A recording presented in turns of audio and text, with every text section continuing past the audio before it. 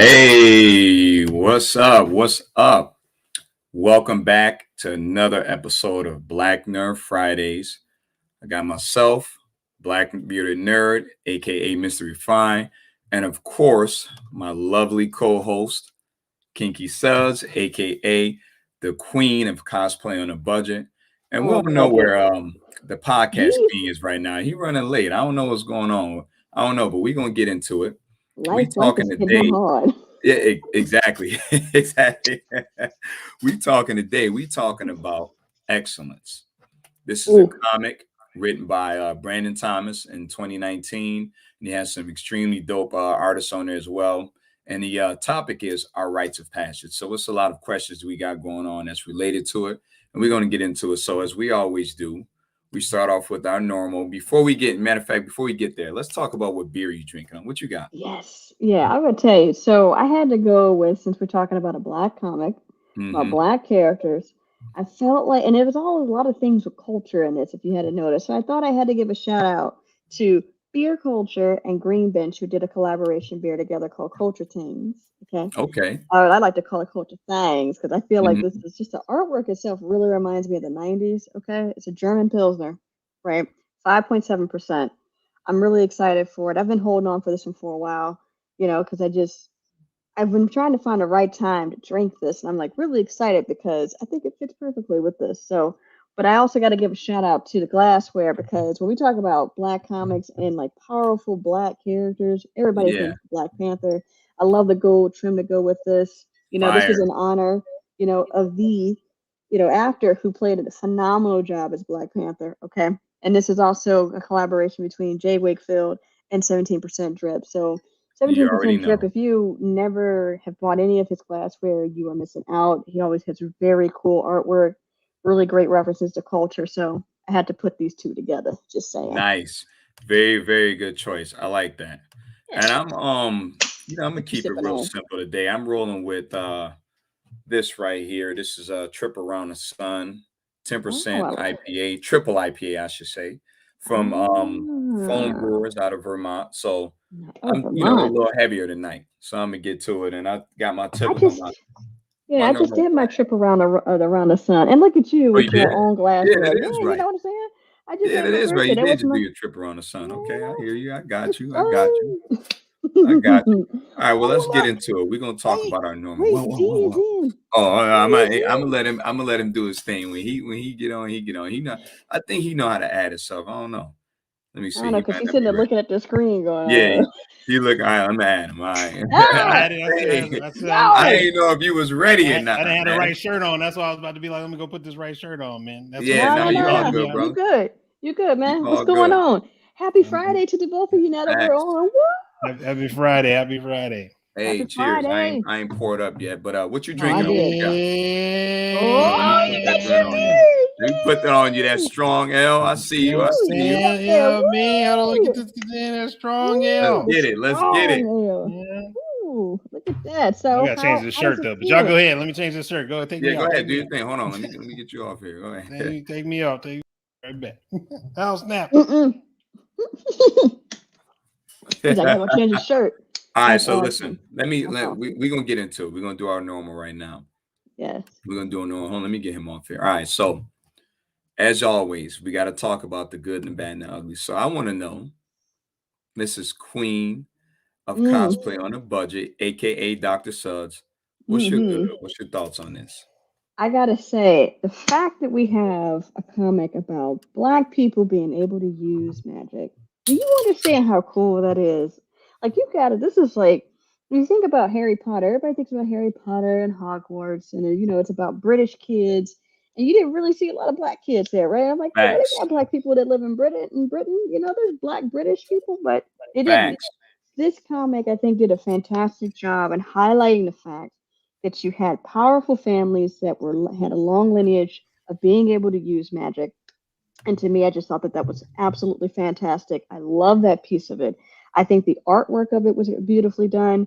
When you think about black characters being portrayed in an artistic form, whether it's through drawing or even in movies. You know, we see that they don't get represented well, right? Whether the makeup's off, the lighting is off, or the drawing is just over exaggerating certain features. And it's almost like it's a mockery. And this here, they really did a great job in capturing natural hair and being able to capture Black features. Like that to me, I thought was really beautiful just to see that artwork. It was just really well done. It was top notch. I thought it was just beautifully written. So to me, the good was that it was just overall a great representation of finally putting Black people into a narrative that we typically are excluded from. Very, very well said. I like that. Thank D, what you got? What's your thoughts on it, man? I want to know you're good on this joint. you. My good. I ain't even gonna lie, because shout out to the book right here. You know what I'm saying? Okay, okay. I mean, just first starting off, because this thing came, I definitely thought it was on Amazon Prime, but shout out to Amazon regular delivery coming in today. But no, just the first that I've read so far. I mean, I just like the artwork. I love how Grandma had the conversation with him while he was getting his haircut. Man, just that. I think one of the things too is kind of threw me for a loop when I just opened the pages and read like kind of like the first little segment before they showed like the family tree and the breakdowns of the different families. I do like the fact that aspect with his father and him, and I think a lot of on that good aspect, it really showcases the what I think a lot of Black males go through in the world as far as this fine line between preparing you for what the world that you're in is going to test you from, and then also that emotional or lack of emotion that a child may feel that they're getting, especially a boy. So I thought that was really a key note because it kind of threw you for a loop in the beginning. You thought, man, his dad's a hard ass and he's just focusing on the family name, but it's more than that. It was actually teaching him some things that I think that a lot of young, just men and women, when it comes to men with the boys, women with their girls, they just don't understand that road yet. And you have, and luckily for at least what I've read so far with this person, this character, I like the fact that anger didn't consume him and take over, at least in the first parts of this series. So shout out to that for the good, man. And I love the work. I love the artwork too. That's what's up. That's what's up. Well, I'm a kind of tell you my thoughts on it. I actually before I get there, before I get to that, let me show you this beautiful pour I got here. That's nice. Cheers, That's y'all. nice. Cheers. My good actually was, first off, I love the fact that it's a Black comic book. And definitely you have Black and people of color artists on here.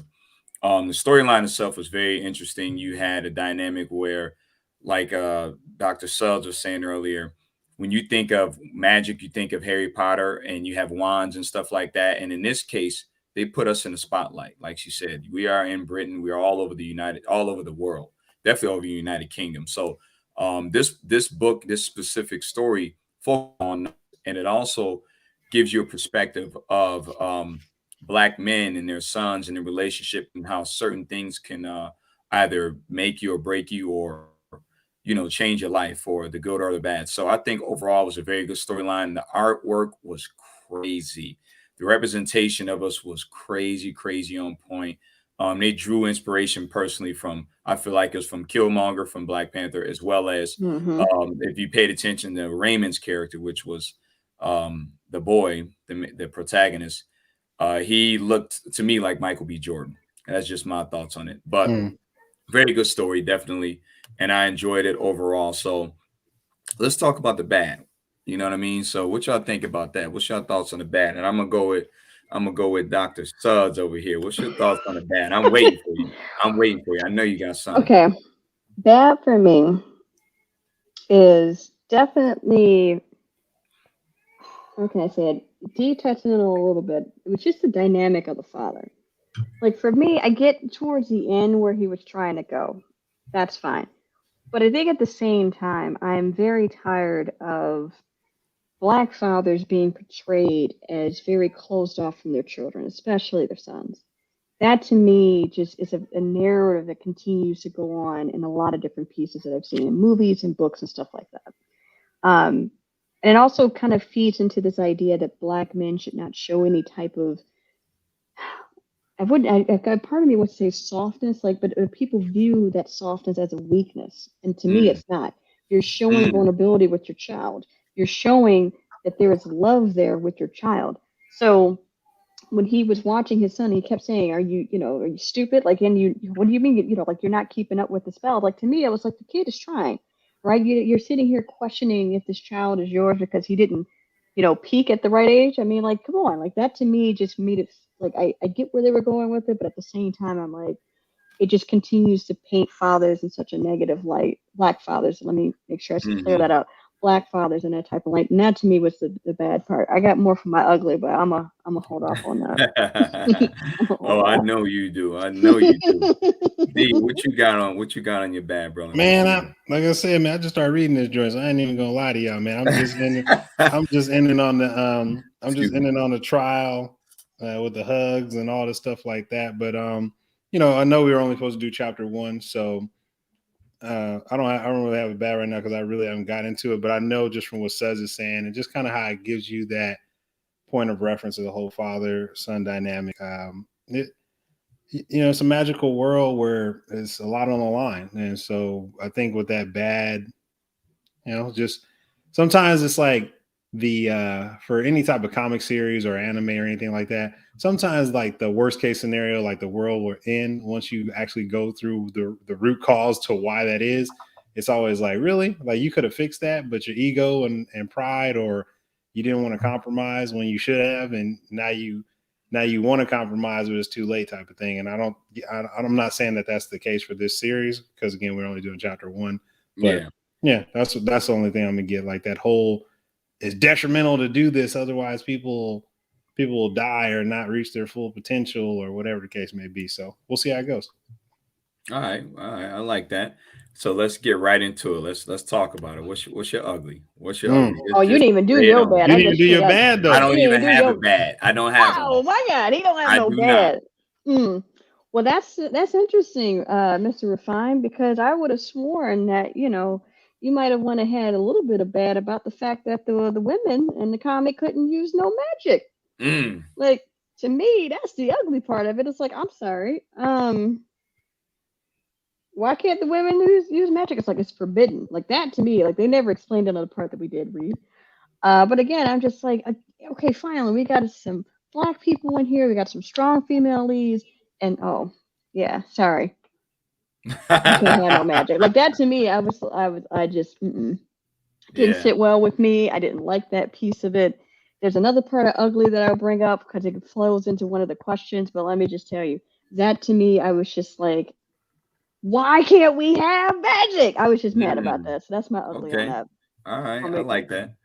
I like that. So D, you got any actual ugly on here, or you? Man, no? Like I said, I'm reading as we go along, man. I'm at the part with Gma, so I can't even answer, man. Go ahead, keep it going. I'm about to pour this beer in a minute. I'm gonna go ahead. I'm gonna talk about mine. Yes, please. My ugly is, and it's ugly in the sense of it's a reality where we have this dynamic between a lot of Black sons and their fathers, specifically. If they're in your life and you're struggling financially or whatever. In this storyline, that's not the case. It seems like they are well to do, but you have that weight on your shoulders, that pressure that you have to follow in the footsteps of them. You have to be just like them. You have to pass everything that they do, or be, if not better. And let's just keep it real. I want my kids to do better than me, especially my sons. But and that's not a slight towards my daughter, but I'm just saying in general, I want my sons to do better than me because what came prior to me. But the point is, it kind of puts that out there, opens up that conversation about what happens with fathers and their sons, because I've had a history with mine that, my relationship with my father is not perfect necessarily, but it's a good relationship. But there are some things in it that I can relate to in the storyline. And this opens up certain things to you. And I'm gonna kind of leave it because we'll talk about it or discuss it later on in the questions. But yeah, that's pretty much my ugly on there. All right. So, with that being said, what's the next one I got here? What is the Aegis? What is that? And I'm gonna leave this up here. I ain't gonna go because we don't really have to go too deep into it. It's kind of like Yeah, it's kind of simple, so I'm gonna leave it there. What is the Aegis? Do you wanna you go I'm still you reading, go so I can't. Just says go all ahead. right. I'm just talk, I'm I'm gonna just chime in when I can.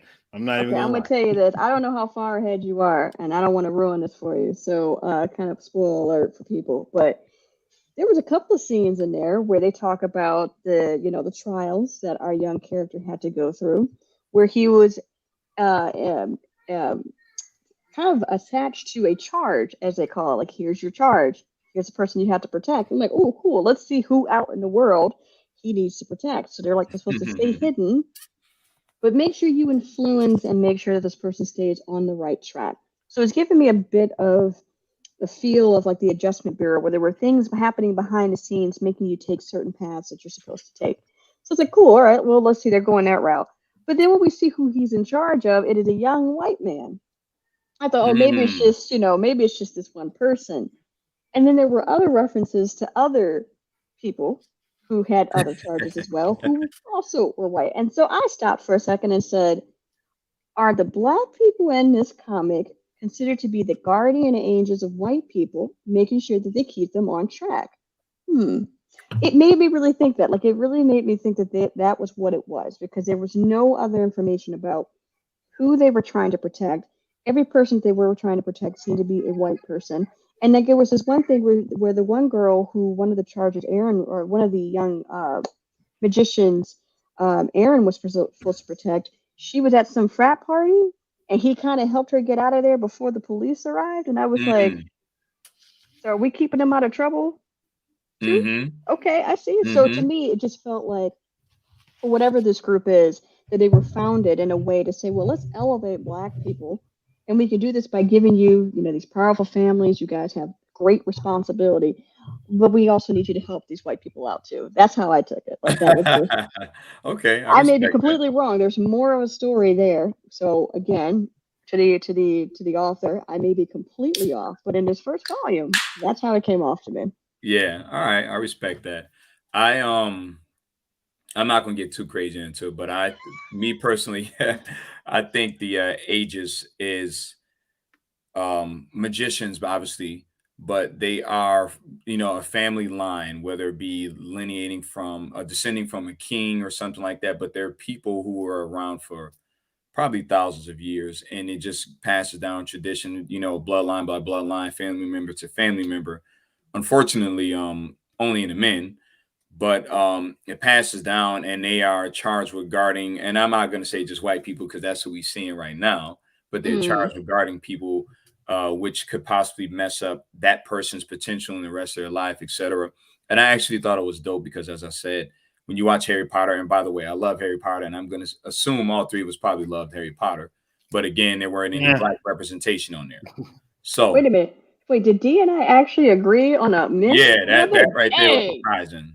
I loved Harry Potter. I just didn't like the fact there was no black representation. That was just that's a me. fact. So, the ages, that's my thought on it. So with that being said, what do What, we have next? you got anything to add there, D, before we go on? No, like I I, said, I I figured he did. I figured he did. Yeah. That's I why I mean, was kind of you talking about like, I mean, I'm on like right here, and you got that much to read. So, Oh yeah, yeah. I You thought gotta we was just wait. doing chapter 1, not volume 1. But I'm just saying. no, you good. I was gonna say stick with chapter 1 because I'm not gonna get too deep in there because I've I read got you. further than y'all. But Oh anyways, yeah. next question is what age is appropriate for the rites of passage? What age Mm. should you be passing this test that you're supposed to go through? What is the age for that? And we're gonna start with Suds because I know D he probably ain't ready yet. So we're gonna start with you, Suds. Mm. What's the age Yeah, on that? I thought it was interesting because they had it where each of the little ages were down and like written in small font, right? So if you weren't really paying attention, you were like, wait, what age is he at? Mm-hmm. And it was very interesting because they had made the comment that he had bloomed later than most, right? Yep.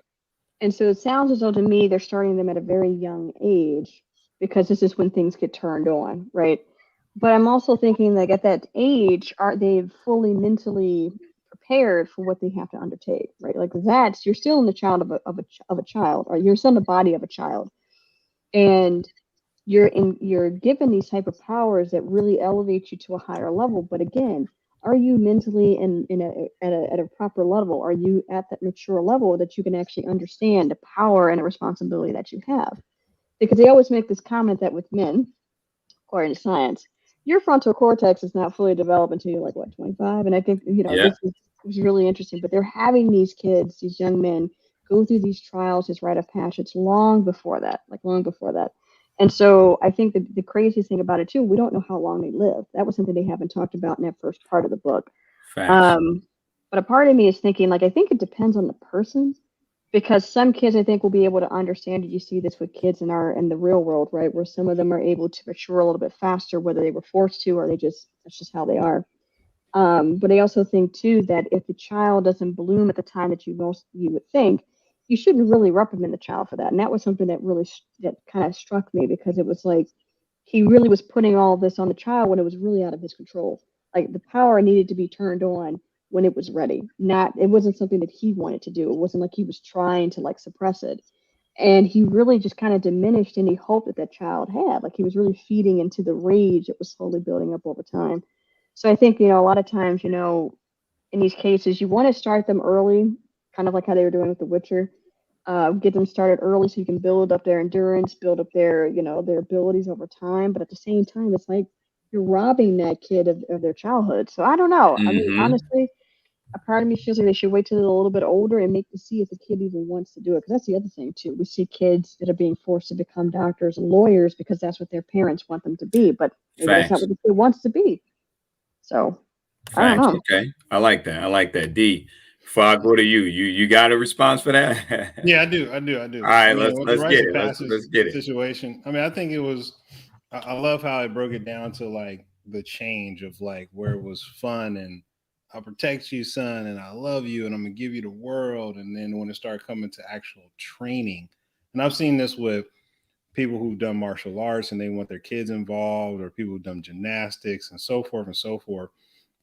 At the end of the day, it's like the kids mentalities change like so quickly. Like they'll be into one thing for 6 months, 3 months, a week, and then the next week they're on to something else. And Facts. I think with this right here, again, it's the training, because again, I haven't read through the first chapter. I'm not doing the first chapter of the full volume, so I don't know what he's preparing them for. And one of the things that Spencer said about what he wanted to tell his dad, you're afraid of the people who control the Aegis, if I pronounce that correctly. Again, that's also where you're in an emotional state and you have some power and you're like, well, why not use it? And I think when you're young, it's very simple. Everything's a nail and you're a hammer. So as when you train someone at such a young age, you have to communicate. And I think that's the thing that Raymond, Raymond, did I get his name right? That's Yeah, it. Yep, well, you got Raymond it. does. Yeah, Spencer's dad. What he didn't do is he didn't communicate. It was just like, you should just get this magic. You should be able to be at this level at this age because you're Dales, and you have to have this. You're second tier, at least from the on the family tree that I got in the comic book. You're like number two, pretty much. So we got to uphold that. And I think especially in Japanese culture, you get that a lot as well with some of the family structures that anime shows, where a lot of times it may be someone that like literally either is like married into the family by like I don't know, the fifth or sixth down the line, but their household is separated in that way, where you got pretty much the pure bloods, if you want to put it that way, and then you got the dilution as it goes down.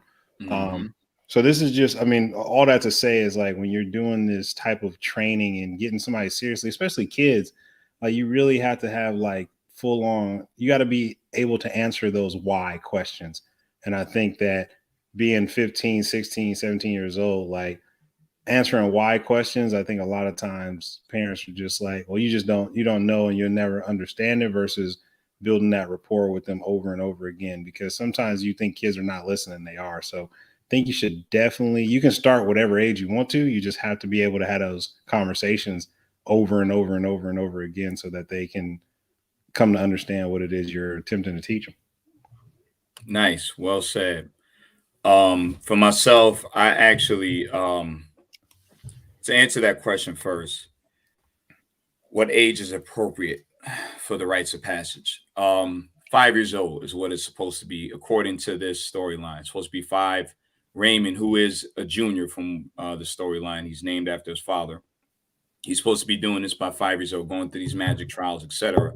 And obviously, it doesn't happen. He's a late bloomer. He doesn't end up doing it till he's 15 years old. Now, I can relate that to real life. So we get prepared, just as Black people and in our, in our culture, we're taught, first off, as men, one of the first things we go through as a rites of passage would be your first haircut. I got my first haircut probably when I was a year old. I did it with my sons. They were a year old. One didn't cry. The other one hollered and screamed and still doesn't necessarily want to get his haircut now. But that relates to other things, like as a culture, you're taught to learn how to take care of yourself early, be a little bit independent, do this or do that. And in this storyline, he comes from the second ranking in that ranking is family wise, as far as in the structure and in the order of who runs the house. It was one family above his family. So they're next in line. And his father has high expectations for him. So as a people, we do this where, all right, if I'm a doctor or whatever, I expect you to be a doctor, but own 3-4 practices if I only own one, if you're my child, and so on and so forth. So what we do is, in our own, just in real life right now, we might say, all right, if you have money, the person with money is not going to really worry about certain things. They're going to be taken care of. It's always going to be someone to pick them up when they fall. But for myself, growing up without having a lot of stuff, I had to be independent young. I had to learn how to do certain things young, whether that be learn how to catch a bus on your own, whether that be get a job so you can try to start providing for the family and try to help pay bills, or at least learn how to be responsible. And these are some of the things I'm getting that's happening there. But it's a little different because if you understand, again, this family is second in order of who runs the show. So most likely they have money. So this opens up a deep conversation. I don't want to get too crazy because, like I said, I think we have some other questions later on that'll get into it. But it's pretty harsh that they put that on a 5-year-old. You got to pass this trial right now. And if you don't, you fail. And I don't remember what they said what happens if he didn't pass it, but it's pretty rough. And as I said, it relates to us right now as a people that we make our children and ourselves go through certain things in life to be prepared for what's supposedly supposed to happen. So with that being said, kind of leads to that next question. What trials do we go through as a people? Just us, whether you Black, white, but I'm stick with us as Black people. What trials do we go through as a people? And you already know who I'm going with. I'm going with you, so I gotta hear your opinion. I know D gonna get in on it. I would say just life in general, man. Like just trying to live.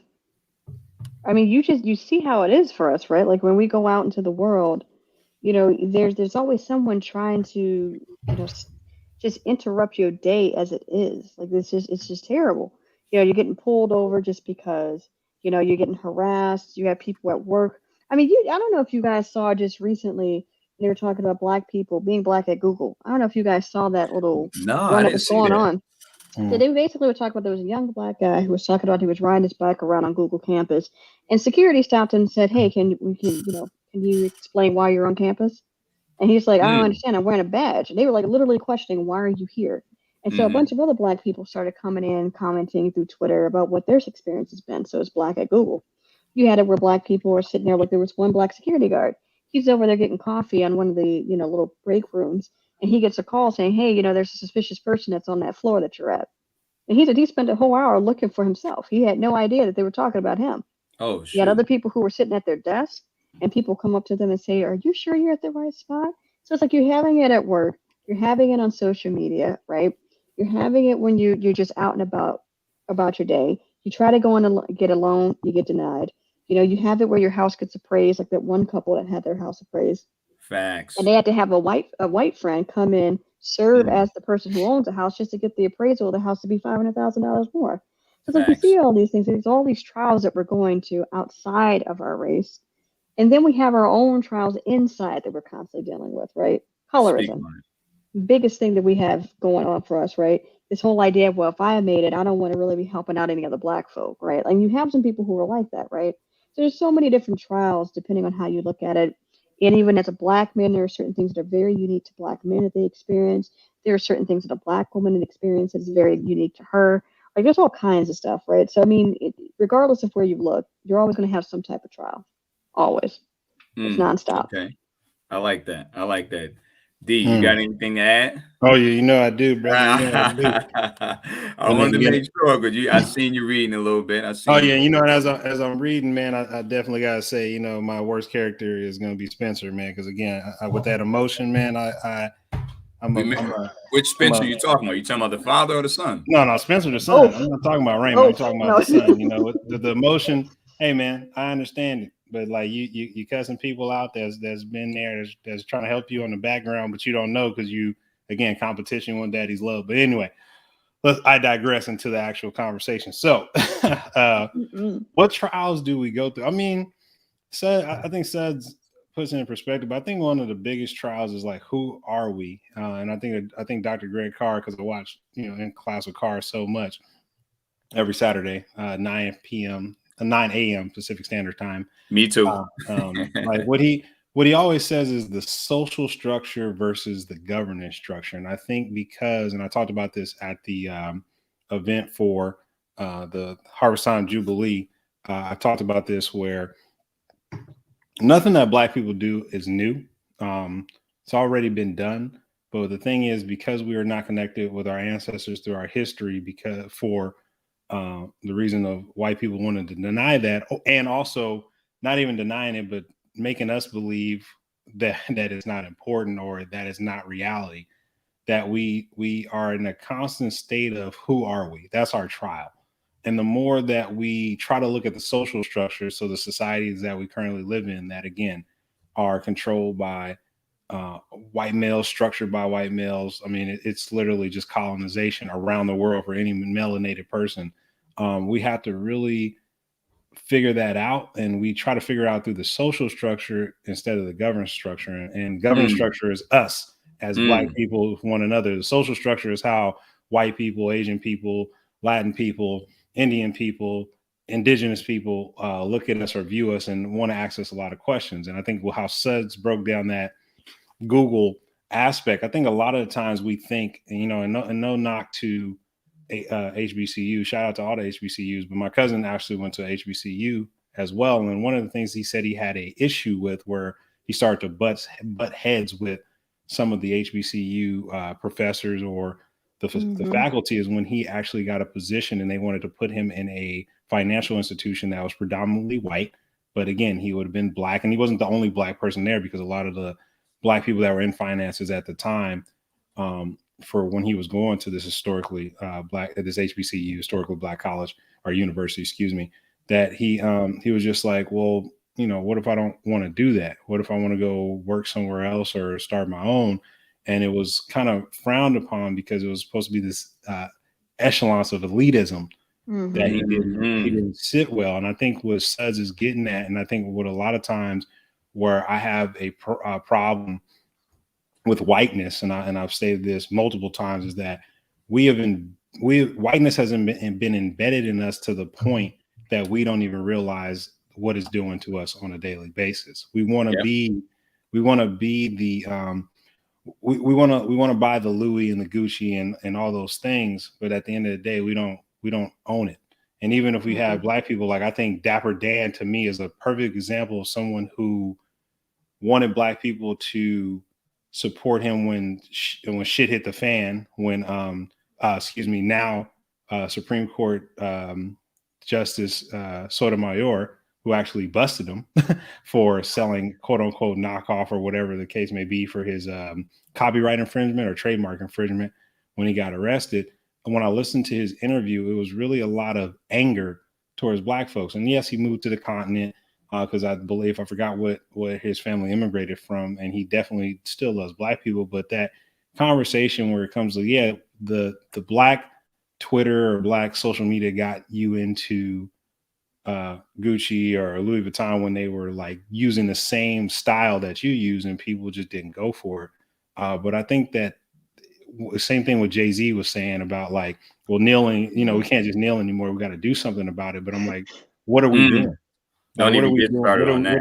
Yeah, I know. I'm just, but I'm trying to tie this all into like we think money, and trust me, everybody got to get their back so that their family can live and that they can live as well. So I definitely want us all to be financially free or secure, or however you want to put it. But I think a lot of times us as Black folks, because we've been hanging around white people too much, is that we think that capitalism is the end all be all. And so with us is that our trial, and we've all went through it, like hands down, from colorism to you're weird to because you like anime or whatever the case may be, to you ain't in these streets, or you don't listen to hip hop, or whatever the case may be, is always trying to fit this who are we to one another. And it's never a conversation outside of what society has deemed us. And I think that as that continues, man, we'll always be through that trial until we take a step back and say, I don't need the white gaze approval. I don't need I just don't need white people to tell me that you're accepted. And matter of fact, they use our Blackness so much. Mm-hmm. And I mean, even listen to Says about the rest of this volume from Excellence. It's the same thing. It's like he's being used, but you think you have a hierarchy. You think you've arrived in some shape, way, or form. Or reality is that if you want to keep separating and have the poor or Black people who ain't on your level, because again, hip hop and a lot of music definitely talks about that when it comes to Black culture, then we always going to be forever lost. So I think our trial is constantly trying to figure out who we are, but we use too much of the social structure instead of governance structure, which is just Black people sitting in the room and really hashing out all the bullshit that we've been taught and that we think of one another. And I'm gonna leave it at that. You know what? The one thing I will add to that, and I'm sorry, Mr. Refine, to cut in, but I think that the thing is when we talk about who we are, I think this is the biggest thing is when they talk about, they always try to say, you know, well, I've had someone actually bring this up in conversation, you know, Black people in America and Black people in Africa are the same. I'm like, no, they're not. They're not.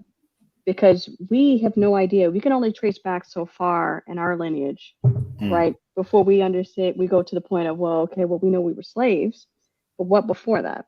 So a lot of those records are not kept, right? We were forced to give up our culture, our language, our ways of thinking when we were brought here. And then I think the thing is that we as a people, as Black people in America, have really created something, you know, out of atrocities, right? Out of pain. And like Dee said, we have influenced many different industries. I don't care what anybody has to say. Like we had inventors who had given us from the light to open heart surgery to all kinds of things. Like there's a lot of things that we have contributed. Even if you think about Henrietta Lacks, that was against her will, but her cells that have gone on to be immortal in a sense have given a rise to many different types of science and new discoveries that wouldn't have happened if she didn't, if they didn't take her cells. But again, they didn't want to give her any type of recognition. You completely removed her name and just shortened her cells from Henrietta Lacks to Gila. And I've actually worked with those cells. I've seen them. And it's weird when you actually work with those cells and you know the history behind it, right? Like there's a a piece of a Black woman looking back at you when you're looking through that microscope. So like for me, it's like this idea of like who we are. As much as we'd like to kind of fall back on what our history is, I think that we are in a very unique situation where we can say we could have, since we came from a place of being stripped of everything, we still made something, right? From what we've created with our food, with our language here, with just the way that we work, our influence on music, on fashion, on all kinds of things, right? So to me, it's like we can actually redefine who we are, but we got to come together, like Dee said, and really just talk about where do we want to see ourselves? Because when you look at media, we are rarely written in the future, which is quite shocking to me. Very shocking. But we are rarely written into those futuristic stories. So we as a Black people need to change that and ensure that we will be there, that the future will be Black. That's what I want to kind of get off of that. But okay. I respect that. I love it. That was very well said also. For myself, I'm gonna keep it basic starting off. Again, you got social structure and you got governance structure. We as a people always are looking for that validation from the social structure, that most of the time that's white people. And it's subconscious.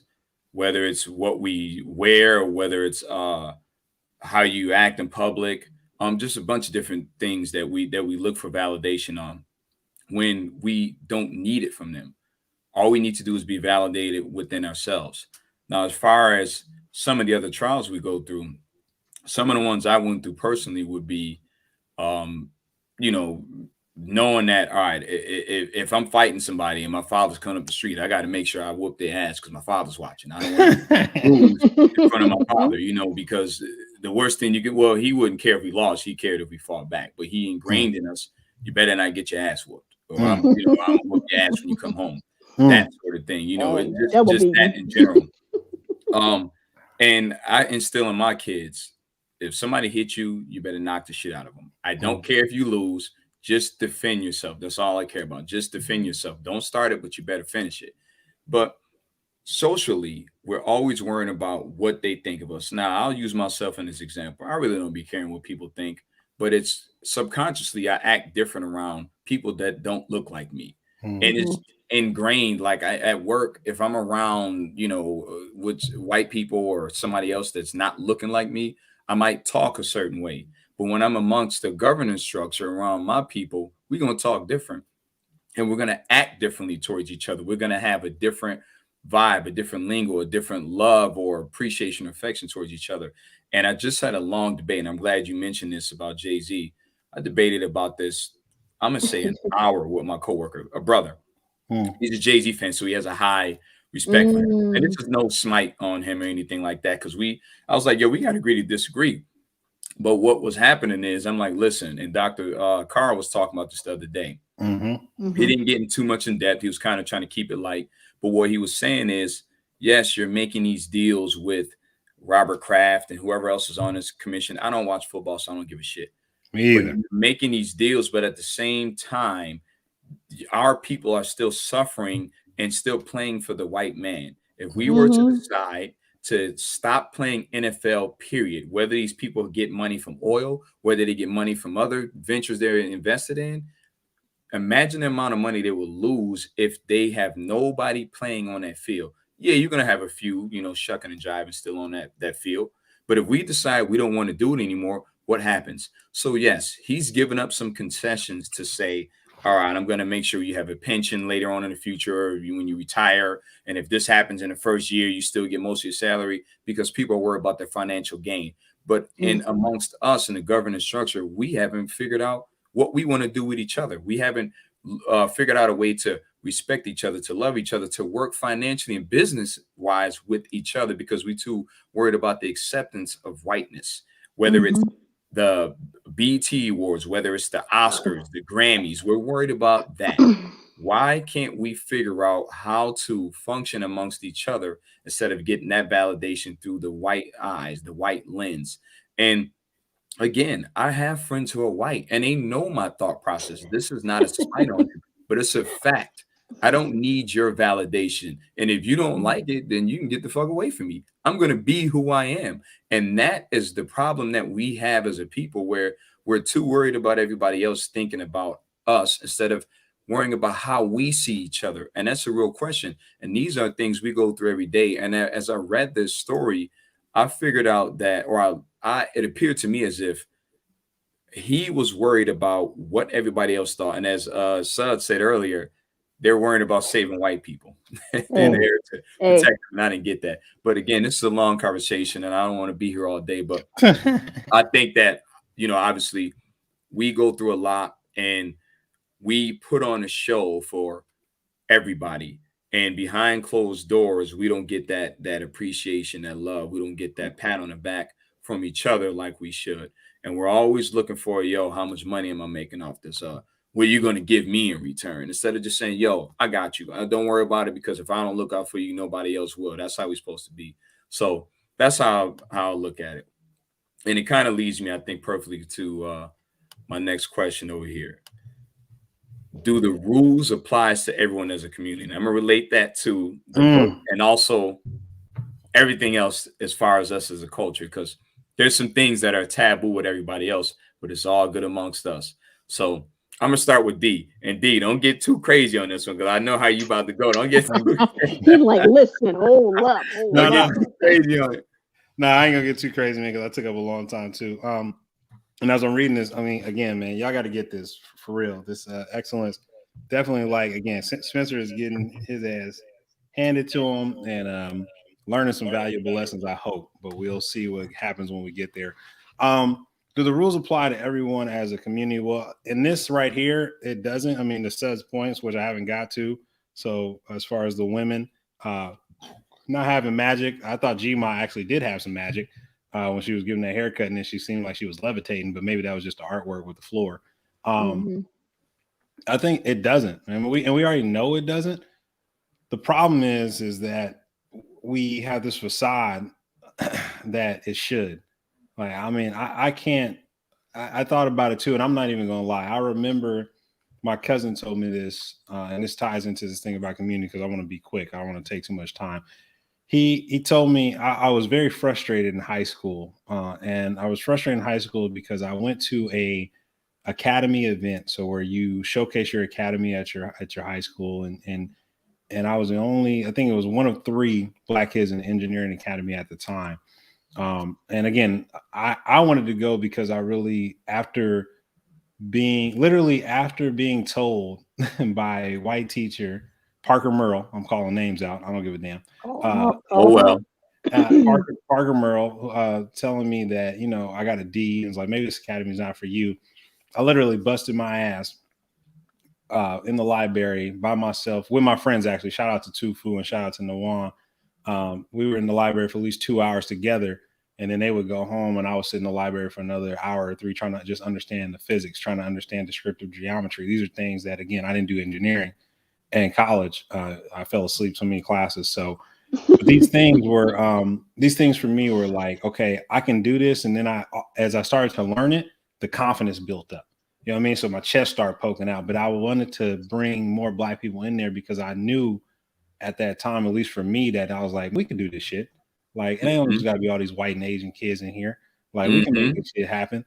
And actually, at a high school that's predominantly Black at the time, but all the white and Asian kids are in the AP, HP programs, and that's a whole nother story that I want to jump into.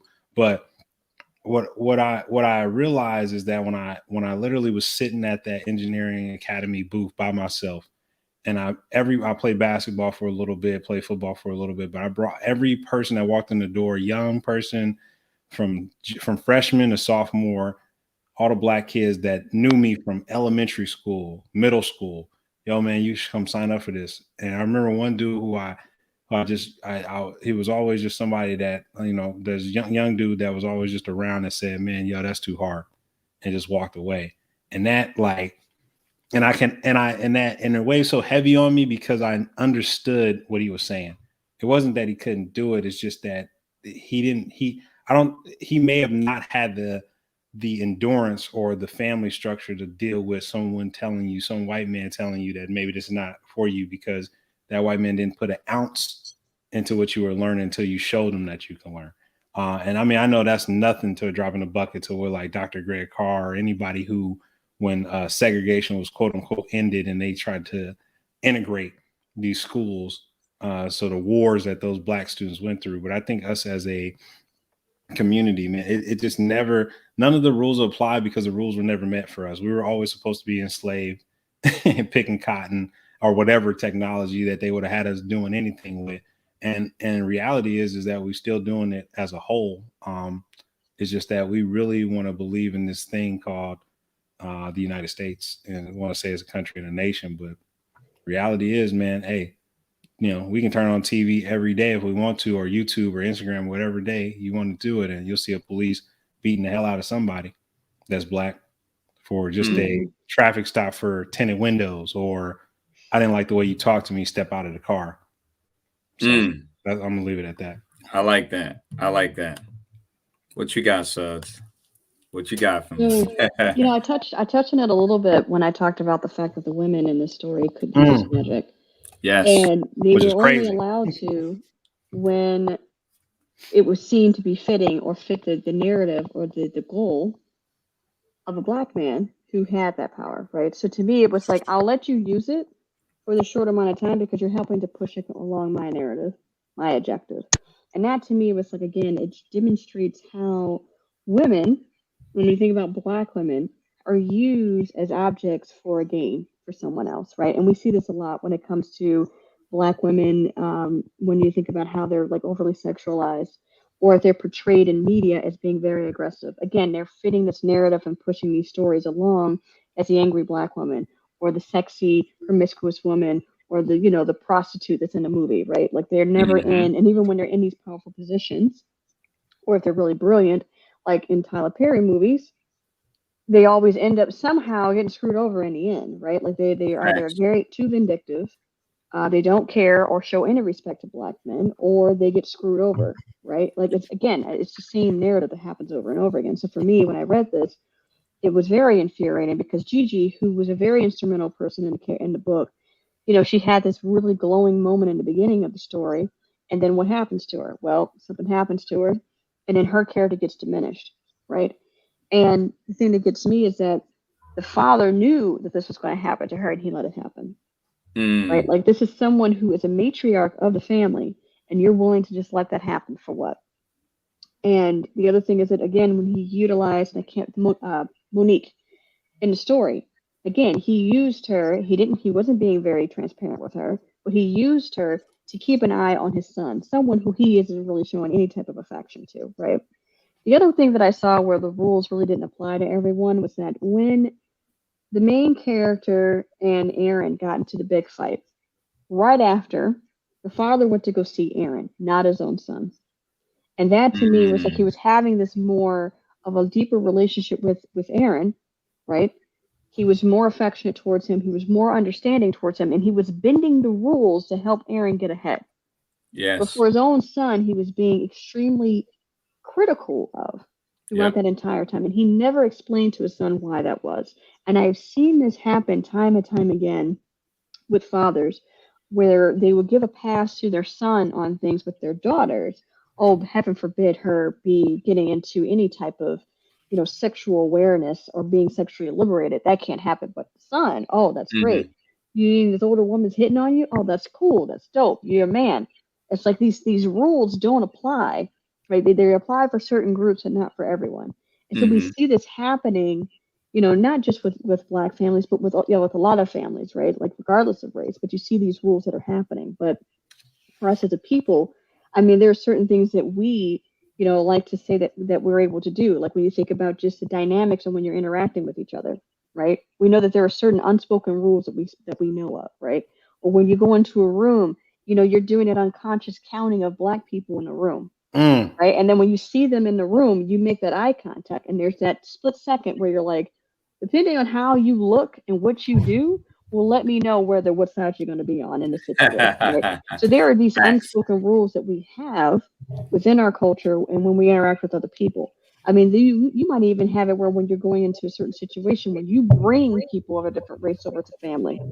Sometimes, depending on the person, you might try to give them a warning, but at the same time, a part of you goes, you know what? I'm not going to say anything. Let me just see how you act, because that tells me if I should bring you around again. And there's just certain things that your parents might say, or your family members might say, or your friends might do, just to see how they're going to react. Right? It's these little things that they do to test. Are you a true ally, or are you just trying to get in because you think it's cool? And it's those type of things that we do. And then in this story, they were in this comic, they were kind of talking about. But at the same time, it was just like, again, we have these rules, but they don't apply to everybody. Right? Like Dee had said, the way that this country was set up, when you look at it on paper, it sounds fantastic. We the people. It starts off as we the people.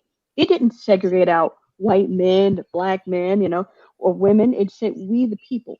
So on paper, it sounds fantastic. It sounds like a country that stands for giving power to the people. But as time went on, we know that those rules and the way that the society was set up was a way to ensure that a certain small group of people always profited. And there was always going to be this hierarchy in many different types of ways that always separated people to have that top echelon to always feel comfortable. Yo, this is heavy today. Like this is why I chose this. This is exactly why I chose this, because I knew it was going to get heavy. Get into it. And with that being said, I'm gonna, give my 2 cents, and I ain't gonna be long. I'm gonna be real quick with it.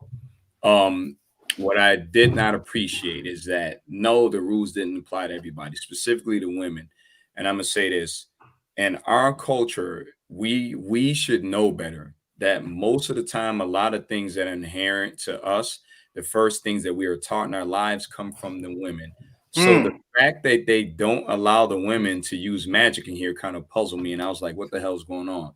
I can relate that personally to things I picked up from my mom and things specifically I picked up from my grandmother. So I can relate to Spencer and his relationship with Gigi. And you talking about cooking. That's one of the first things we learn how to do as Black people so you can be independent. Learn how to cook for yourself. You don't want nobody else cooking for you, especially as a man. You want to learn how to cook for yourself because you don't want to be relying upon, all right, I'm going to get this girl just because she knows how to cook. No, you better know how to cook for yourself. So the fact that they didn't allow women to be magic users, and you can tell they were very prevalent, and their voice mattered because the way that the mom was arguing with Spencer's father Raymond, that was crazy. That was crazy when he was trying to be a little harsher on him. She was like, "Nah, we're not doing that."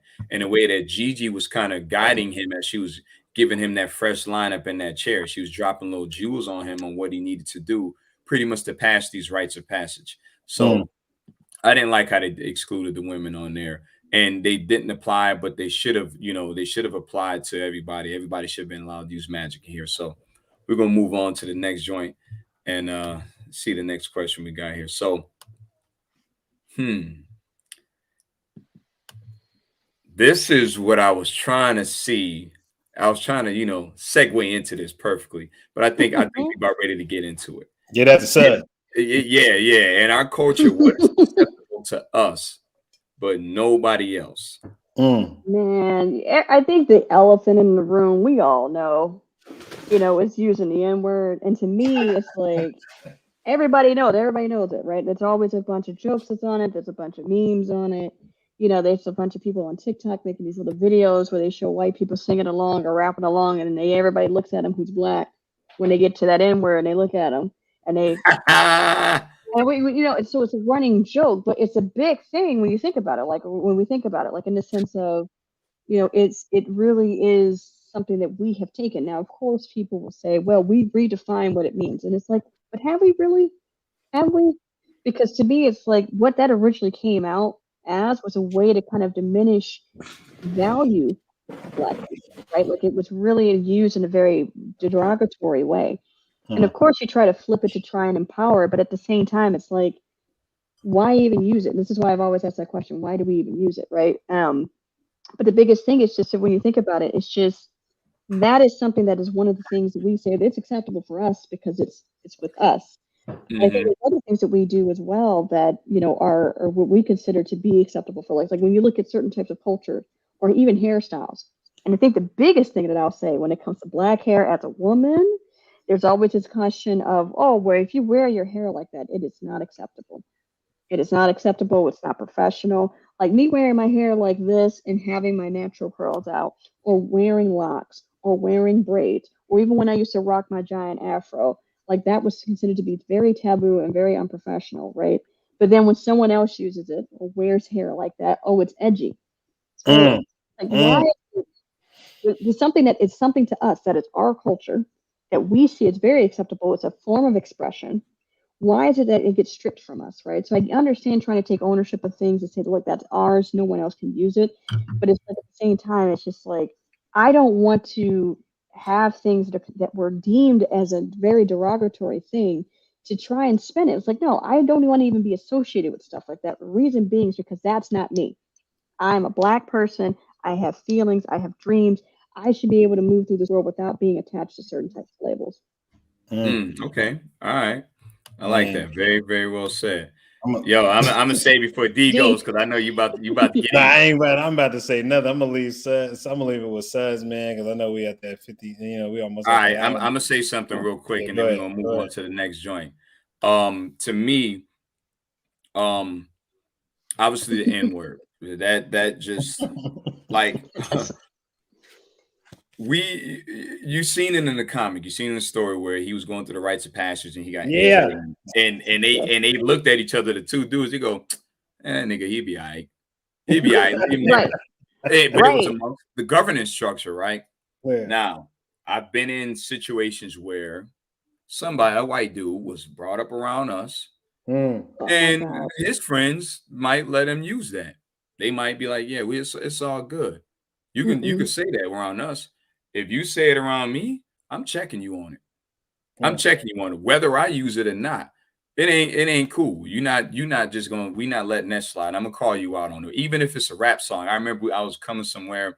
One of my friends, like a brother to me, we were listening to DMX, and he was going, he was rapping and rapping, and that N word was coming up, and I put my head right next to him to see what he's gonna do, and he stopped. He said, "I ain't gonna say it. I ain't gonna say it." Yeah, you better not say it. So we have that in us. And then the other thing that I don't, it still bothers me. I'm not even lying. I'm gonna keep it 100 with you. I'm living in the suburbs, and I see these white people driving by playing hip hop, and I'm talking about the gutterest shit you can think of. Mhm. And I'd be trying to figure out how the hell do y'all relate to this? You don't even It's understand the music. It's what just the they're beat. talking about. It's just the beat. That's it. But even then, can you really dance to the beat? Do you really have rhythm? You know what I mean? Can you move like we do? Is it just natural? So I'd just be sitting there like, yo, what's going on here? So I'm not gonna lie, it ticks me a little bit. And then normally my wife, she'd be like, oh, here we go. They ain't coming You by. got that I don't thing even know off. why they playing it. Yeah, she don't like, so that sort of thing. It bothers me somewhat because I'm trying to figure out how it is that they relate to. And I get it. Hip hop as a thing is big, it's popular and stuff like that. It's the most popular form of music in the world. It doesn't matter if you understand what the person is saying. It sounds good. The beat sounds good. I'm bobbing to it. I rock with it. The fashion, the culture that comes with it, the jewelry and all that stuff. And us as a people, we allow certain things to be done amongst each other in the governance structure. And socially, I think that it shouldn't be allowed at all. So, like I said, we could be here forever talking about it, but I'm gonna move on and get to this next one we got over here. Um, as a culture, what is important for us to succeed? And I'm gonna try to keep it like in context with this storyline. What was important to succeed for Spencer? What was important, or even as us, because we talking freely right now. Let's just get it. So I see you. I already know. I already know you got something. Ooh. I'm waiting. I'm You know what? waiting. I'm gonna keep it real short. In the Okay. book, it seemed as though you had to keep your head down and just stick with the status quo. That's what you had Mm, to do. Because once okay. you went against that, all hell broke loose. Overseer would come out, your father would call you out, rat you out. Like it was ridiculous, right? Like you had to Mhm. keep your head down, follow the rules. That's what you're supposed to do. You're supposed to be a good boy. That's what you're supposed to do. That's how it Mm. came off to me in this story, right?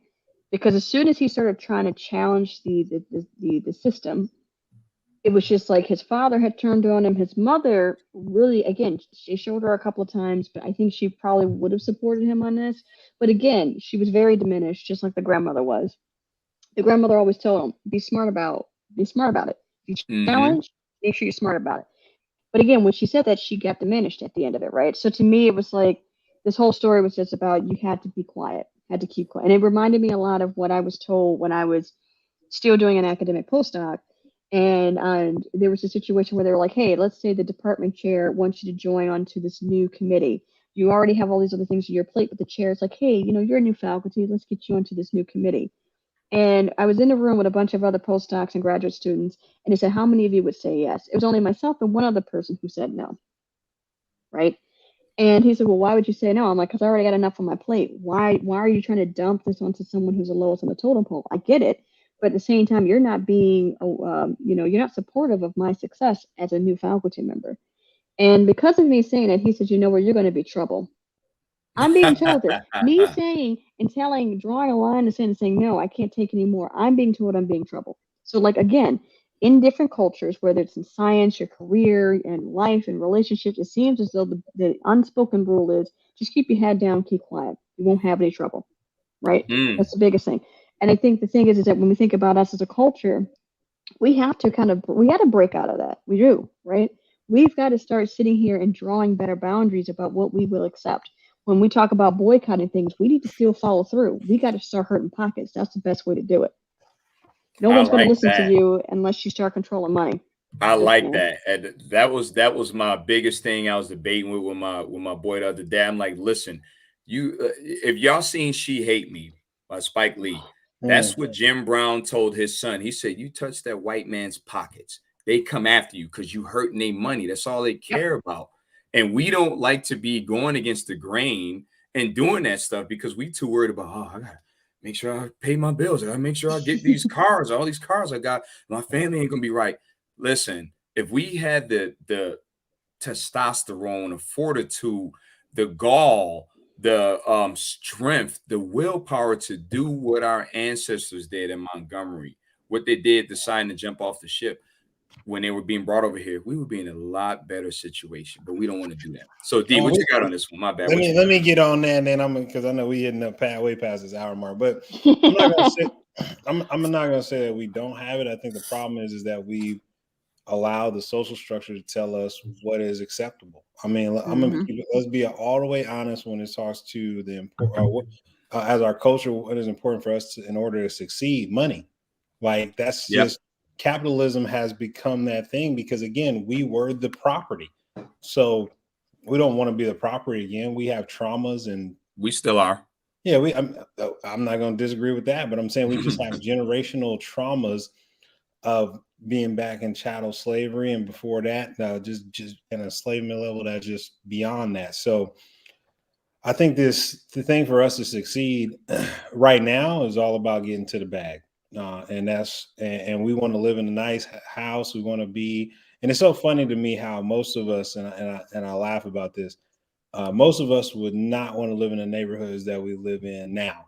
But we want to go live in a neighborhood where it's mostly white. And I think the professor from Harvard, who now is on PBS a lot because of his stance, where he had to go sit with Obama and that police officer that roughed his ass up because he got his keys and was just frustrated because he had a long flight. And that neighbor that was living across the street from him for 20 years called the cops on him.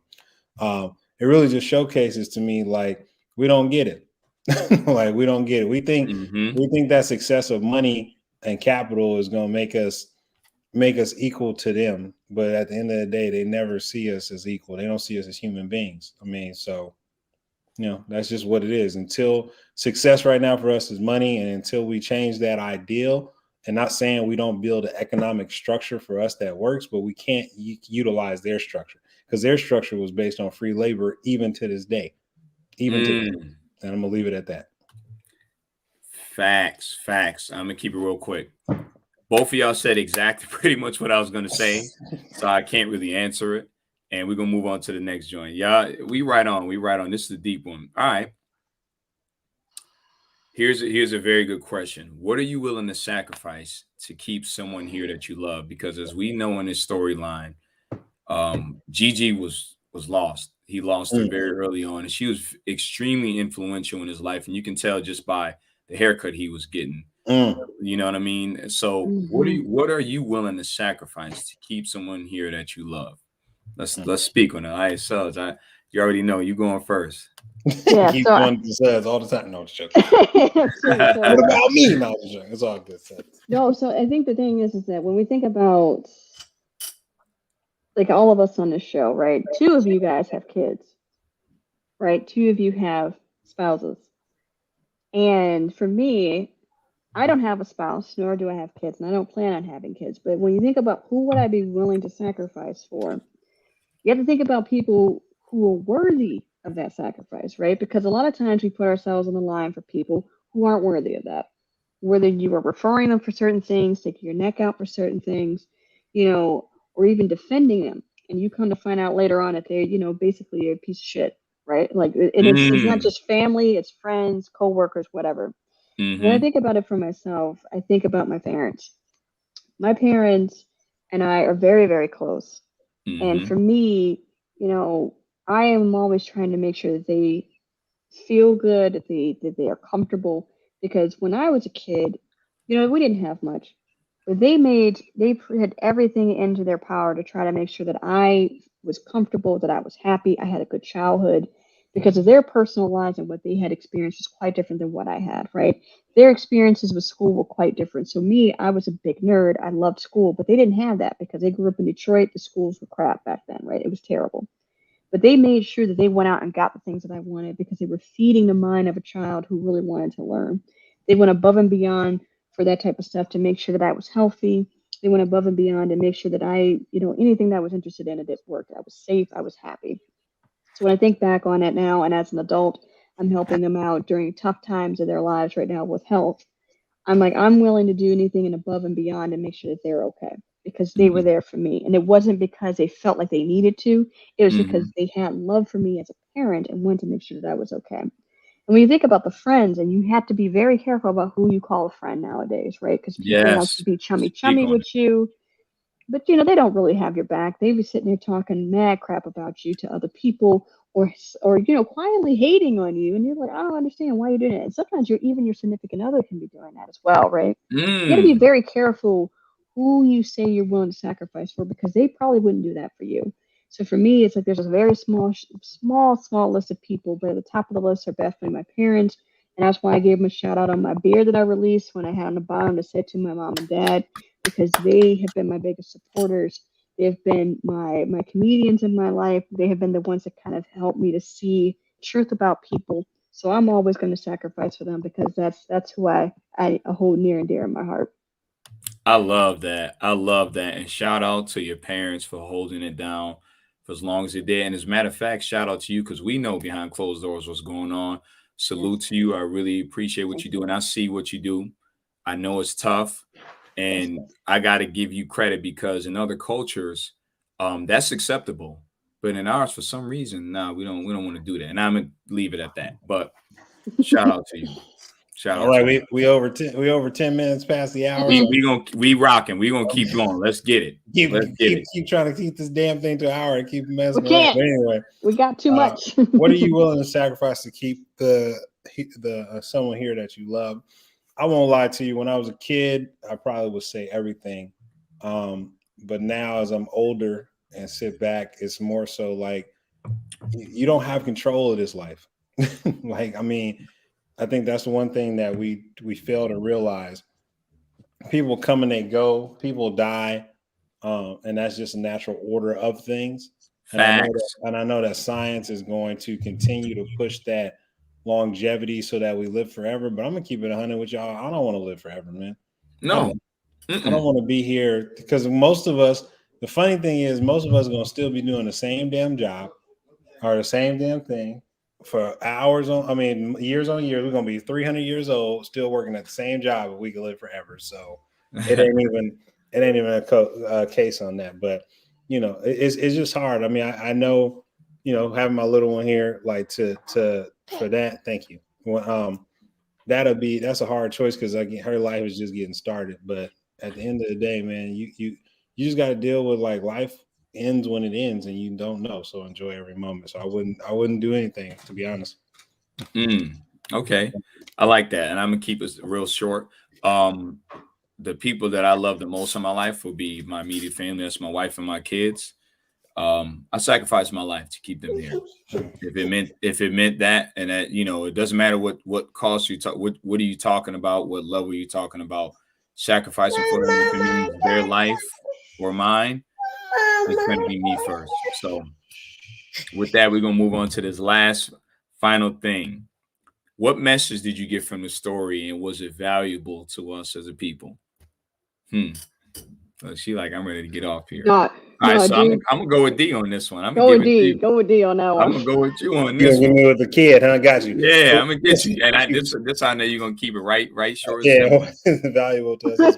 I mean, I think it's like really, it's really understanding that you got to be one with the universe. I mean, in my perspective, I think with Spencer as a character, what he went through and what he's attempting to do, especially where I'm at right now in the story, like you really just got to understand that you can't control it.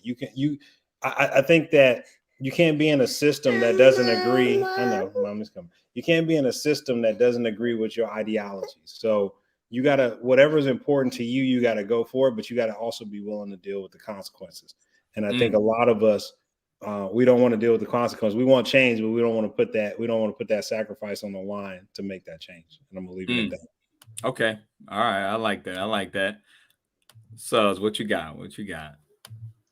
I think the biggest thing for me, if I look past this idea of them trying to protect white people and help them get out of trouble, is this idea that, you can achieve so much more if you're able to kind of separate yourself a little bit, or at least, you can feel the emotions that you feel, but don't act rashly. That to me is, I think, the biggest thing that came out of this was that if he had just stopped and thought about things, if he kept reflecting, right, talk about, if I had just thought about it or paused here, because you could tell he's telling the story from a future part, right?